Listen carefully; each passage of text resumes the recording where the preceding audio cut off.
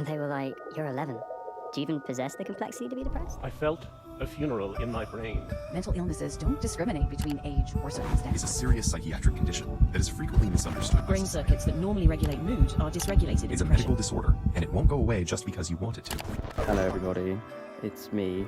I've been very depressed and suicidal. Have you ever attempted to talk to your parents about mental health? Yes. No. Yes. Yes. No. No. I don't know how you would describe it, but like it's kind of like a slap in the face when you go to a new country and get exposed to new culture, and you start comparing that with your own traditional culture versus the Western culture where everything's not really conservative and there's freedom of expression and all that stuff.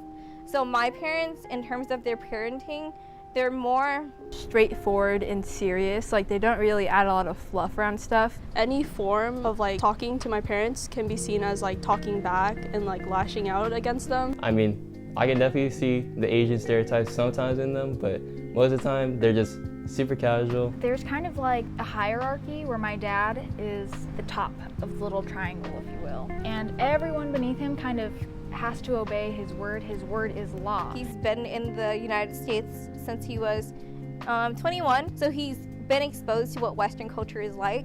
But because his uprising was primarily a traditional Asian family, that's something he stuck by. My mom has only been in the United States for 18 years, so because of the cultural difference, they stick on to their cultural roots and traditions.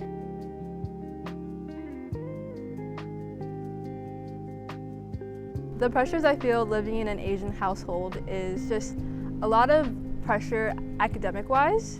I've mapped out all the classes and experiences you boys need to be successful and lead good lives. Not saying that they helicopter parented me a lot, but they definitely tried to dictate a lot in my life. And here is your plan.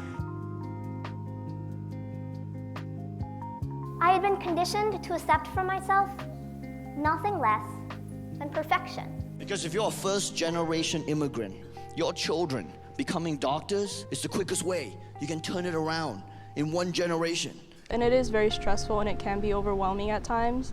I guess in my culture, a good child is a quiet child. So I wasn't exactly allowed to express my feelings, and I wasn't really allowed to express negative feelings because negative feelings would ruin the harmony of the family. So I've never attempted to really open up to my parents and just my family in general because I wouldn't really know how they would react, really, so I kind of just play it safe and just keep to myself. I want to maintain that family connection of just like, oh, everybody is happy with each other. I think that they are aware that I've had times where I struggled, but I don't think they were ready to experience how I really felt, and they thought that if they could just throw it under the rug that eventually I would get better and that eventually I would just get over it. My mom said she knows I have anxiety and like it's just kind of how I am, and so they just kind of brush it off and like think that She's having a bad day, oh, she's just stressed out with this class. it's just a phase I'm going through, when it's how long has this phase been? Like, I've been like this way since I started school. At this point, I don't think that I could ever completely open up to my grandparents and parents, and I think it's just human nature to want to be understood and to be accepted for the way that you feel. And because I kept hiding who I was to make my family happy, I am fearful that they actually do not know who I am. Because we come from immigrant families, they had the mentality of surviving while we have the privilege of, taking care of ourselves and really stopping and being able to think. And I don't think they fully understand the pressures and the expectations that they put on me and how that weighs me down in some ways. We learn to correlate our self-worth with quantitative measurements, beating ourselves up over anything less than the A range.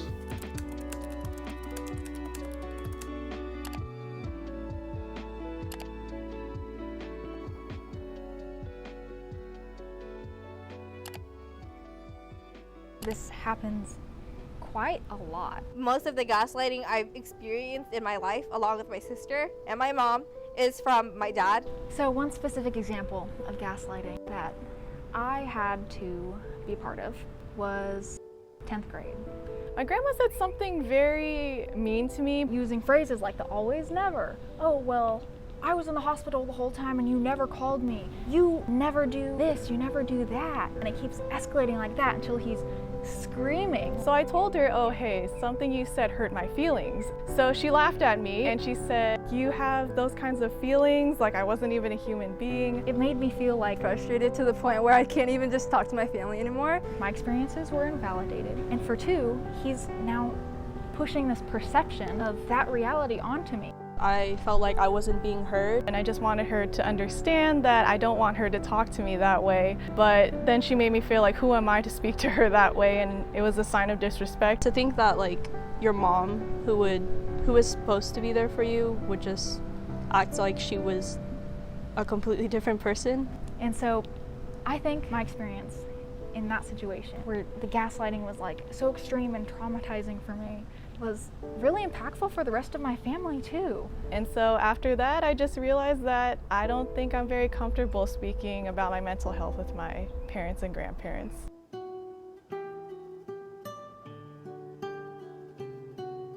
I wish that my parents were more open about mental health and just like letting my sister and I know that they're there for us, and just like anything we need, we can come to them and talk to them and not feel hesitant about doing so, or just like not doing so in general.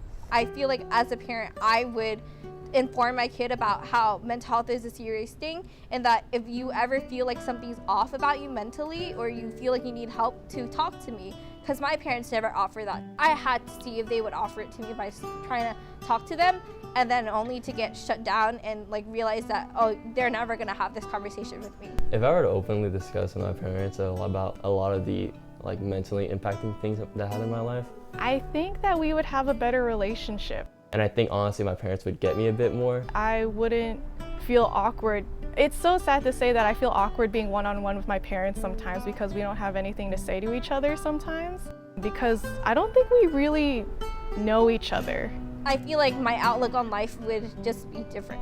There aren't any hard feelings really. Like, I don't think it's their fault for being like this or having this relationship with me, because Asian culture is just very taboo about mental health. So I don't want them to feel like it's their fault or anything like that.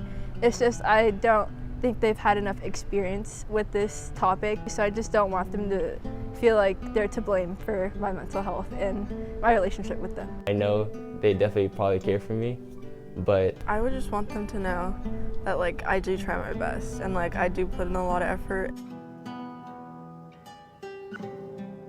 Mom, Dad, I wanted to thank you for, raising 4 children the way that you knew how, and we're here because of you. And I think from the outside we look like successful adults, but on the inside we're still kids, and we still need our parents to one day tell us that you guys actually love us. But I know deep down that you guys do. And even though we aren't kids, I know that we can still work on our relationship.